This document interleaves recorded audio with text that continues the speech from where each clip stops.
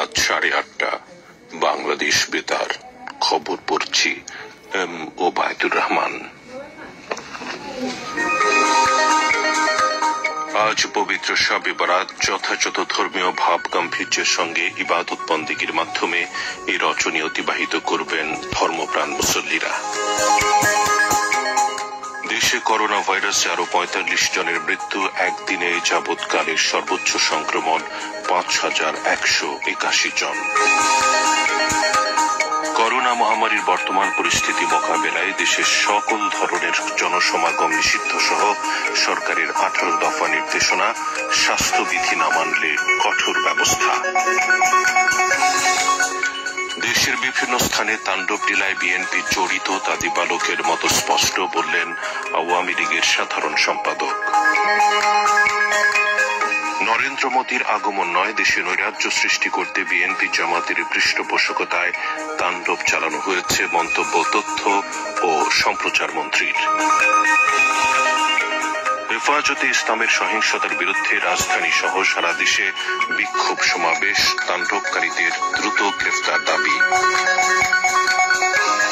কন্টেনারবাহী বিশাল জাহাজ একদিকে সরিয়ে নেয়, এক সপ্তাহ পর সুয়েজ খালে আবারও শুরু হচ্ছে জাহাজ চলাচল।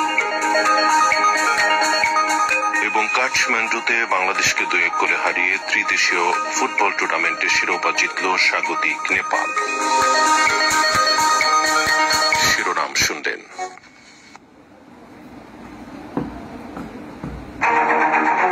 টিকা নিয়ে গুজব নয়, টিকায় নেই ভয়। নিশ্চিন্তে টিকা নিন, করোনা থেকে দূরে থাকুন, মাস্ক পরুন, স্বাস্থ্যবিধি মেনে চলুন। নিজে সুরক্ষিত থাকুন, পরিবার ও দেশকে সুরক্ষিত রাখুন। এবার বিস্তারিত। যথাযোগ্য মর্যাদা ও ধর্মীয় ভাব গাম্ভীর্যের মধ্য দিয়ে আজ সারা দেশে সৌভাগ্যের রজনী পবিত্র লাইলাতুল বারাত বা শবে বরাত পালিত হবে। এই রাতে ধর্মপ্রাণ মুসলমানগণ মসজিদ ও বাড়িতে নাফল নামাজ আদায় এবং পবিত্র কোরআন তেলাওয়াত করবেন। এই সময় তারা তাদের পরিবারবর্গ, আত্মীয় স্বজন ও বন্ধু বান্ধবের দীর্ঘায়ু এবং দেশ ও মুসলিম উম্মার শান্তি, অগ্রগতি ও সমৃদ্ধির জন্য মহান আল্লাহ তাআলার রহমত কামনা করবেন। এছাড়া আত্মীয় স্বজনের কবর জিয়ারত করে তাঁদের রুহের মাগফিরাত কামনা করবেন। রাষ্ট্রপতি মোহাম্মদ আব্দুল হামিদ ও প্রধানমন্ত্রী শেখ হাসিনা এই উপলক্ষে পৃথক বাণীতে বাংলাদেশ সহ বিশ্বের সকল মুসলমানদের শুভেচ্ছা জানিয়েছেন। পৃথক বাণীতে তারা কোভিড-19 সংক্রমণ হার ক্রমবর্ধমান হওয়ায় স্বাস্থ্যবিধি মেনে পবিত্র শবে বরাত পালন করতে সকল মুসল্লিদের প্রতি আহ্বান জানিয়েছেন। আগামীকাল সরকারি ছুটি। এ উপলক্ষে ইসলামিক ফাউন্ডেশন বাইতুল মোকাররম জাতীয় মসজিদে বিস্তারিত কর্মসূচি গ্রহণ করেছে। পবিত্র শবে বরাত উপলক্ষে আজ বাদ মাগরিব ইসলামিক ফাউন্ডেশনের উদ্যোগে জাতীয় মসজিদ বাইতুল মোকাররমে শবে বরাতের গুরুত্ব ও তাৎপর্য শীর্ষক এক আলোচনা সভার আয়োজন করা হয়েছে। বাইতুল মোকাররম জাতীয় মসজিদে শবে বরাতের তাৎপর্য তুলে ধরে বিশেষ বয়ান করা হচ্ছে। মসজিদে মসজিদে বিশেষ মোনাজাত করা হচ্ছে। বাংলাদেশ বেতার, বাংলাদেশ টেলিভিশন, অন্যান্য বেসরকারি রেডিও ও টেলিভিশন চ্যানেল এ উপলক্ষে বিশেষ অনুষ্ঠান প্রচার করছে। এদিকে শবে বরাতের পবিত্রতা রক্ষায় আজ সন্ধ্যে 6টা থেকে আগামীকাল ভোর 6টা পর্যন্ত সব ধরনের আতশবাজি ও পটকা বহন ও বিস্ফোরণের ওপর নিষেধাজ্ঞা আরোপ করেছে ডিএমপি। দেশে আজ করোনা ভাইরাসের সংক্রমণে 45 জন মারা গেছেন, যা গত 7 মাসের মধ্যে সর্বোচ্চ। এছাড়া 24 ঘন্টায় এ যাবৎকালে সর্বোচ্চ 5181 জনের দেহে করোনা শনাক্ত হয়। করোনা ভাইরাস সংক্রমণের হার ব্যাপক বৃদ্ধি পাওয়ায় সংক্রমণ রোধে জনসমাগম সীমিত করে 18 দফা নির্দেশনা জারি করেছে সরকার। বিস্তারিত শুনুন প্রতিবেদনে। স্বাস্থ্য অধিদপ্তরের সর্বশেষ তথ্য মতে গত 24 ঘন্টায় করোনায় আক্রান্ত হয়েছেন আরো 5181 জন, যা এই যাবৎকালের সর্বোচ্চ। দেশে করোনা সংক্রমণ বৃদ্ধি পাওয়ায় বিদ্যমান পরিস্থিতিতে করোনা সংক্রমণ হ্রাস করতে সরকার 18 দফা নির্দেশনা জারি করেছে। সোমবার প্রধানমন্ত্রীর মুখ্য সচিব ডক্টর আহমদ কায়কাউস স্বাক্ষরিত এক প্রজ্ঞাপনে সরকারের নির্দেশনাসমূহ জানানো হয়। প্রজ্ঞাপনে কোভিড-19 ভাইরাস সংক্রমণের বিদ্যমান পরিস্থিতিতে সামাজিক, রাজনৈতিক, ধর্মীয় এবং অন্য সব ধরনের জনসমাগম সীমিত করতে নির্দেশনা দেওয়া হয়। পাশাপাশি পাশাপাশি বিয়ে, জন্মদিন সহ যে কোনো সামাজিক অনুষ্ঠান উপলক্ষে জনসমাগম নিরুৎসাহিত করা হয়। এতে মসজিদ সহ সকল ধর্মীয় উপাসনালয়ে যথাযথ স্বাস্থ্যবিধি পরিপালন নিশ্চিত করতে প্রজ্ঞাপনে বলা হয়। এছাড়া প্রয়োজনে বাইরে গেলে মাস্ক পরিধান সহ স্বাস্থ্যবিধি সমূহ পরিপালন নিশ্চিত করতে হবে। এক্ষেত্রে মাস্ক পরিধান না করলে কিংবা স্বাস্থ্যবিধি লঙ্ঘিত হলে আইনানুগ ব্যবস্থা গ্রহণের নির্দেশনা দেওয়া হয়। এ বিষয়ে বলছিলেন জনপ্রশাসন প্রতিমন্ত্রী ফরহাদ হোসেন। এই সিদ্ধান্তগুলো যেগুলো আমরা এই মুহূর্তে আমরা পালন করতে পারবো, সেগুলো এই মুহূর্তেই আমাদের মেসেজগুলো যাবে। এই মুহূর্ত থেকে এটা হবে।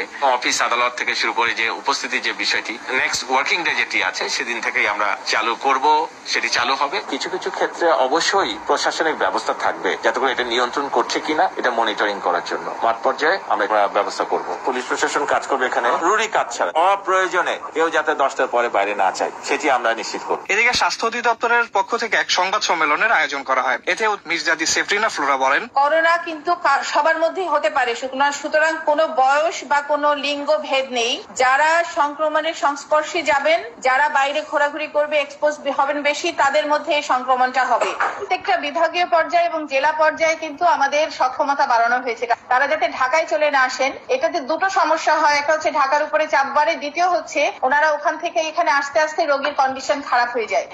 আসিফ ইকবাল খান, বাংলাদেশ বেতার। এদিকে বিশ্বে করোনা ভাইরাসে মৃতের সংখ্যা 27,97,000 ছড়িয়েছে এবং আক্রান্তের সংখ্যা 12,78,00,000-এর বেশি।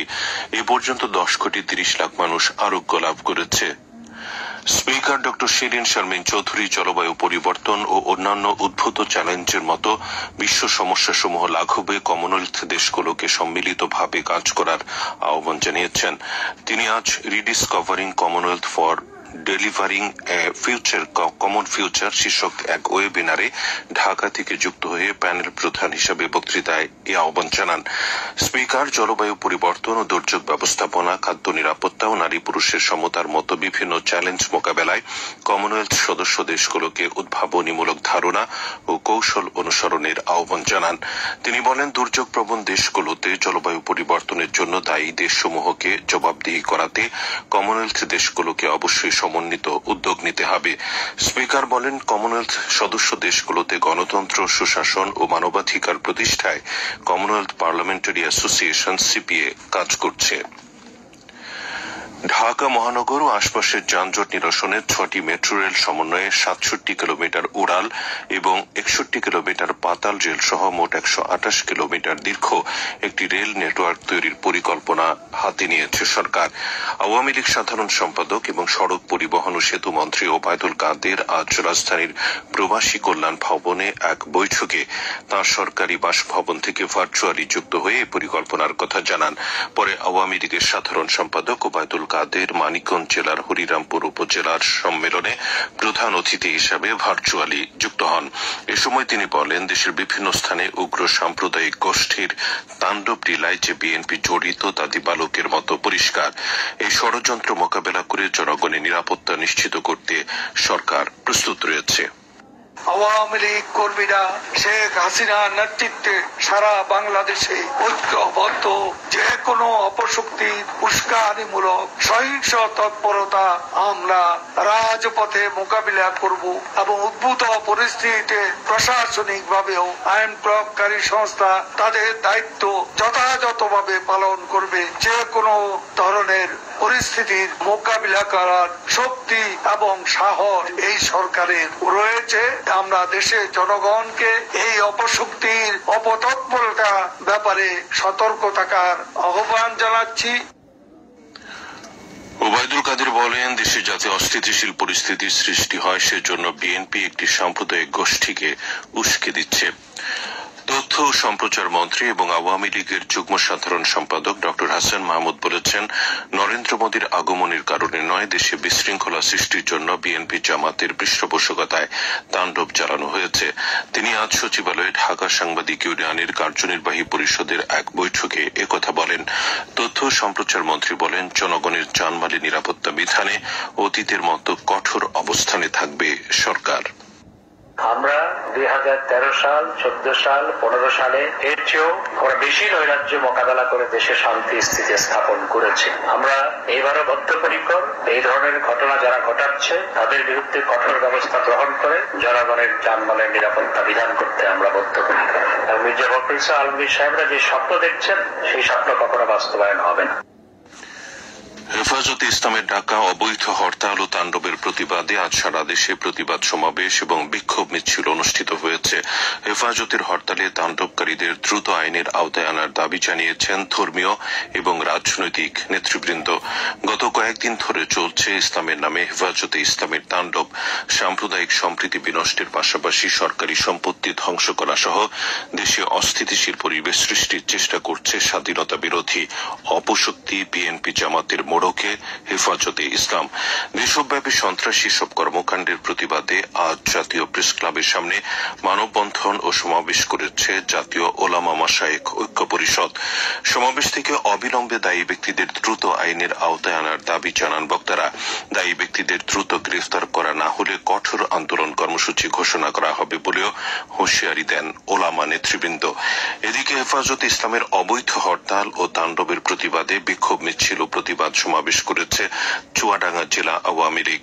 গতকাল বিকেলে আওয়ামী লীগের কার্যালয় থেকে বিক্ষোভ মিছিল শহরের প্রধান প্রধান সড়ক প্রদক্ষিণ শেষে চৌরাস্তায় এসে প্রতিবাদ সমাবেশ অনুষ্ঠিত হয়। নড়াইলে হেফাজতের ডাকা হরতালের প্রতিবাদে সমাবেশ ও বিক্ষোভ মিছিল অনুষ্ঠিত হয়েছে।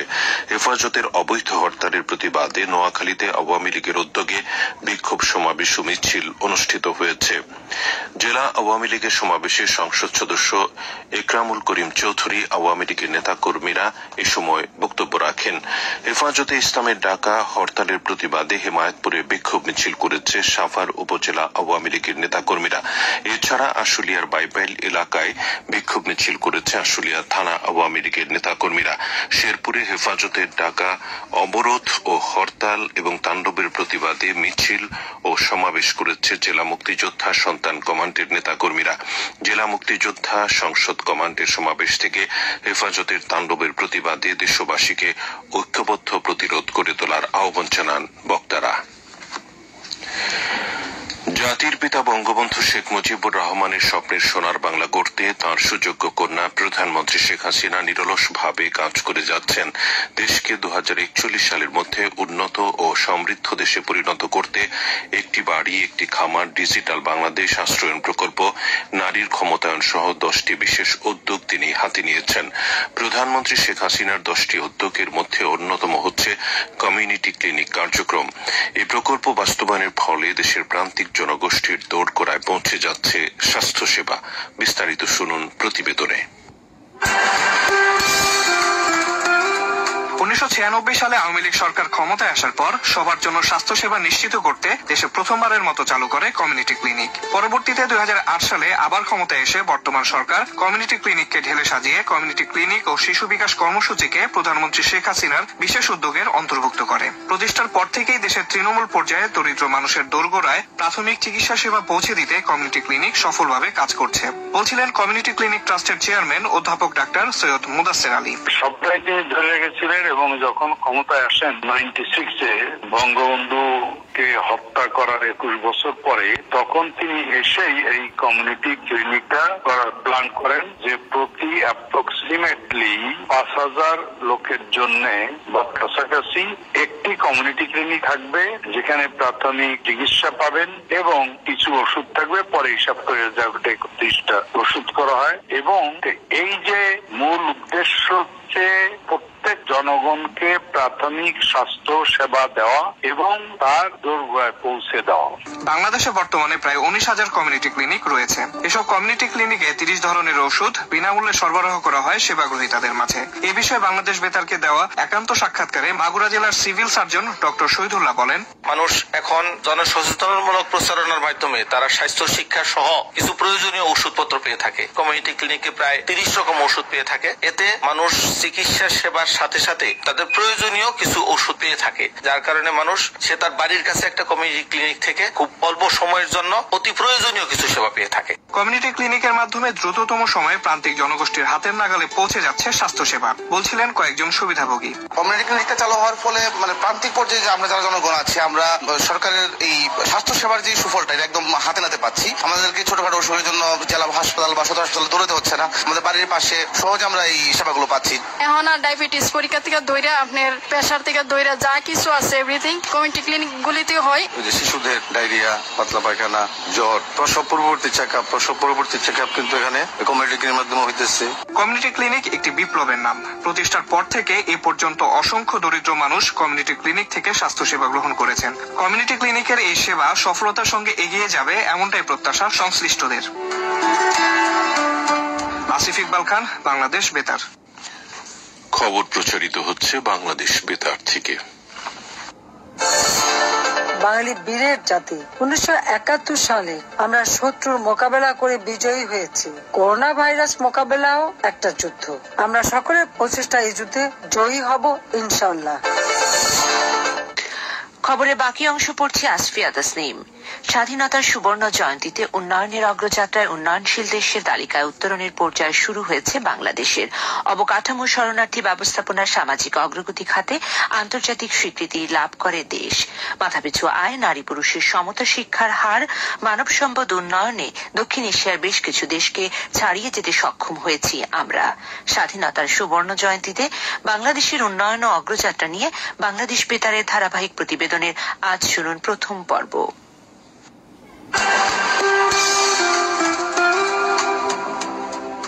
1971 সালের 9 মাসের রক্তক্ষয়ী যুদ্ধে পৃথিবীর মানচিত্রে স্বাধীন সার্বভৌম দেশ হিসেবে আত্মপ্রকাশ করে বাংলাদেশ।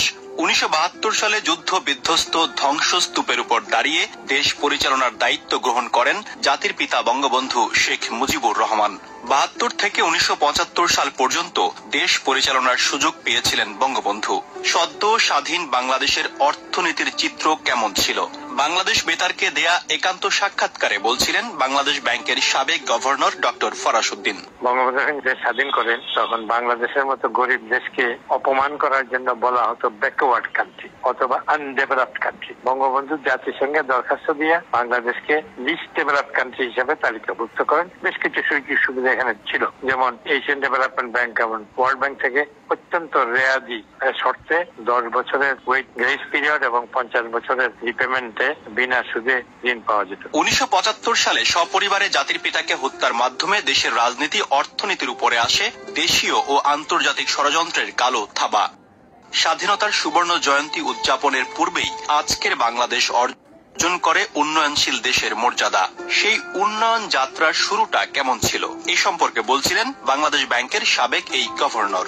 2009 সালে জনবন্ধু শেখ হাসিনা যখন ক্ষমতায় আসেন, তারপরে দেশটা ক্রমশ ঊর্ধ্ব গতিতে শুধু যে অর্থনৈতিক প্রবৃদ্ধি তা নয়, অর্থনৈতিক প্রবৃদ্ধি একাধিক ক্রমে 8.2 পর্যন্ত উঠে গিয়েছিল এবং ইকোনমিস্ট বলছে 2017 সনে বাংলাদেশ পাকিস্তানের মাথাপিছু আয়কে ছাড়িয়ে গেছে। আর IMF বলছে যে 2020 সনে বাংলাদেশ ভারতের মাথাপিছু আয়কে ছাড়িয়ে গেছে। নোবেল বিজয়ী অমর্ত্য সেন বলেছেন বাংলাদেশের অর্থনৈতিক প্রবৃদ্ধি যদি চমৎকার হয়, ইহার সামাজিক রূপান্তর একেবারেই মনোমুগ্ধকর। 1972 সালের যুদ্ধ বিধ্বস্ত ধ্বংসস্তূপ থেকে আজকের উন্নয়নশীল বাংলাদেশ। ডক্টর ফরাসউদ্দিনের মতে এই 50 বছরে ঈর্ষণীয় সাফল্য দক্ষিণ এশিয়ার পাশাপাশি সারা বিশ্বকে তাক লাগিয়ে দিয়েছে বাংলাদেশ। 72 থেকে 2020-21 সালে বাংলাদেশের সাফল্যের উল্লেখযোগ্য কয়েকটি দিক তুলে ধরে তিনি বলেন, 72 সনে মাথাপিছু আয় ছিল $85, এখন হয়েছে $2000। 72 সনে জিডিপি ছিল $9 বিলিয়ন, এখন হয়েছে $334 বিলিয়ন। 72 সনে শিক্ষার হার ছিল 23 এখন হয়েছে 65 ভাগ। মানুষের গড় আয়ু ছিল শতকরা 43 বছর, এখন হয়েছে 73 বছর। 72 সনে শিশু মৃত্যু ছিল 1210, এখন হয়েছে 1028। হেন কোনো সূচক নাই যেখানে বাংলাদেশ অসাধারণ অগ্রগতি করে নাই, পাকিস্তান এবং ভারতকে ছাড়িয়ে যায়নি। ওয়াসিম আকরাম, বাংলাদেশ বেতার। স্বাস্থ্য অধিদপ্তরে গত 24 ঘন্টায় করোনায় আক্রান্ত হয়েছেন আরো 5181 জন, যা বাংলাদেশ বেতার এখন স্মার্টফোনে আপনার হাতের মুঠোয়। অ্যাপসের মাধ্যমে বাংলাদেশ বেতারের সংবাদ এবং অনুষ্ঠান শুনুন বিশ্বের যে কোনো প্রান্ত থেকে। আপনাদের পছন্দের অনুষ্ঠান শুনতে গুগল প্লে স্টোর বা অ্যাপল স্টোর থেকে আজই ডাউনলোড করুন বাংলাদেশ বেতার অ্যাপসটি। এবারে আন্তর্জাতিক সংবাদ। মিশরের সুয়েজ খালে আড়াআড়িভাবে আটকে পড়া কন্টেইনারবাহী বিশাল আকৃতির জাহাজটি একদিকে সরিয়ে দেওয়া হয়েছে। এর ফলে এক সপ্তাহ ধরে বন্ধ সুয়েজ খালে আজ থেকে পুনরায় জাহাজ চলাচল শুরু হবে বলে আশা করা হচ্ছে। সুয়েজ খাল কর্তৃপক্ষ জানান 400 মিটার দীর্ঘ এভার গিভেনের 80% পথ সংশোধন করা হয়েছে, যদিও এটিকে এখনো পুরোপুরি মুক্ত করা সম্ভব হয়নি। গত মঙ্গলবার প্রচন্ড বালুঝড়ের কবলে পড়ে লম্বায় 4টি ফুটবল মাঠের চেয়েও বড় এই জাহাজটি সুয়েজ খালে আটকে পড়ে। এর ফলে পুরো বিশ্বের খাদ্য ও পণ্য সরবরাহ ব্যাহত হয়। মিয়ানমারের নিরাপত্তা বাহিনী দেশটির প্রধান শহর ইয়াঙ্গুনে 3 জনকে হত্যা করেছে। দেশটির আন্দোলনকারী কর্মীরা সামরিক শাসনের বিরুদ্ধে তাদের সংগ্রামে সমর্থন দিতে জাতিগত সংখ্যালঘু বাহিনীর প্রতি আহ্বান জানিয়েছে। পলিটিক্যাল প্রিজনার্স অ্যাডভোকেসি গ্রুপ নামক একটি সংগঠনের সহায়তায় পরিচালিত একটি জরিপের ফলাফলে জানা যায়, সেনা অভ্যুত্থানের পর থেকে এ পর্যন্ত দেশটিতে 460 জন বেসামরিক নাগরিক নিহত হয়েছে। আবারও দেশের খবর। Mass rapid transit MRT metro রেলের বগির প্রথম সেট আগামীকাল বিকেলে মংলা বন্দরে এসে পৌঁছবে। ঢাকা মাস ট্রানজিট কোম্পানি লিমিটেডের ব্যবস্থাপনা পরিচালক আজ ঢাকায় বাংলাদেশ সংবাদ সংস্থাকে জানান, মেট্রো ট্রেন সেট দিয়ে মাদার ভেসেল আজ মাতারবাড়ি ত্যাগ করে। তিনি বলেন, 6টি বগি নিয়ে একটি মাদার ভেসেল 4 মার্চ বাংলাদেশের মংলা বন্দরের উদ্দেশ্যে জাপানের কোবে বন্দর ত্যাগ করে। তিনি আশা প্রকাশ করেন, ট্রেন সেটটি 23 এপ্রিল উত্তরা মেট্রো রেল ডিপোতে এসে পৌঁছবে এবং দ্বিতীয় মেট্রো রেল সেটটি 15 এপ্রিল কোবে বন্দর থেকে পাঠানো হবে। খেলার খবর। ফুটবল। 2 দেশীয় ফুটবল টুর্নামেন্ট স্বাগতিক নেপাল চ্যাম্পিয়ন হয়েছে। আজ নেপালের রাজধানী কাঠমান্ডুতে অনুষ্ঠিত ফাইনালে বাংলাদেশকে 2-1 গোলে পরাজিত করে এই শিরোপা জয় করে স্বাগতিকরা। টুর্নামেন্টের অপর দলটি ছিল কিরগিজস্তান অনূর্ধ্ব-23 দল। ক্রিকেট। আগামীকাল নেপিয়ারে বাংলাদেশ এবং স্বাগতিক নিউজিল্যান্ডের মধ্যে দ্বিতীয় টি20 ক্রিকেট ম্যাচ অনুষ্ঠিত হবে। বাংলাদেশ সময় দুপুর 12টায় খেলা শুরু হওয়ার কথা রয়েছে। 3 ম্যাচ টি20 সিরিজে নিউজিল্যান্ড 1-0 এগিয়ে রয়েছে। দু দলের মধ্যে তৃতীয় শেষ টি20 ম্যাচটি আগামী বৃহস্পতিবার অকল্যান্ডে বাংলাদেশ সময় দুপুর 12টায় শুরু হবে। সবশেষে আবহাওয়া। আজ রাত 1টা পর্যন্ত পূর্বাভাসে বলা হয়েছে, রংপুর, রাজশাহী, বগুড়া, পাবনা, ময়মনসিংহ, যশোর, কুষ্টিয়া, খুলনা, টাঙ্গাইল, ফরিদপুর, মাদারীপুর, ঢাকা এবং বরিশাল অঞ্চলে পশ্চিম উত্তর পশ্চিম দিক থেকে অস্থায়ীভাবে ঘন্টায় সর্বোচ্চ 45 থেকে 60 কিলোমিটার বেগে দমকা থেকে ঝোড়ো হাওয়া বয়ে যেতে পারে। সেই সঙ্গে বৃষ্টি অথবা বজ্রসহ বৃষ্টিপাতের সম্ভাবনা রয়েছে। এসব এলাকার নদী বন্দরসমূহকে 1 নম্বর সতর্কতা সংকেত দেখাতে বলা হয়েছে। শেষ করার আগে শিরোনামগুলো আরেকবার। আজ পবিত্র শবে বরাত। যথাযথ ধর্মীয় ভাব গাম্ভীর্যের সঙ্গে ইবাদত বন্দেগীর মাধ্যমে এ রজনী অতিবাহিত করবেন ধর্মপ্রাণ মুসল্লিরা। দেশে করোনা ভাইরাসে আরো 45 জনের মৃত্যু। একদিনে এ যাবৎকালে সর্বোচ্চ সংক্রমণ 5181 জন। করোনা মহামারীর বর্তমান পরিস্থিতি মোকাবেলায় দেশে সকল ধরনের জনসমাগম নিষিদ্ধ সহ সরকারের 18 দফা নির্দেশনা। স্বাস্থ্যবিধি না মানলে কঠোর ব্যবস্থা। দেশের বিভিন্ন স্থানে তাণ্ডব লীলায় বিএনপি জড়িত, তা দিবালোকের মতো স্পষ্ট, বললেন আওয়ামী লীগের সাধারণ সম্পাদক। নরেন্দ্র মোদীর আগমন নয়, দেশে নৈরাজ্য সৃষ্টি করতে বিএনপি জামাতের পৃষ্ঠপোষকতায় তাণ্ডব চালানো হয়েছে, মন্তব্য তথ্য ও সম্প্রচার মন্ত্রীর।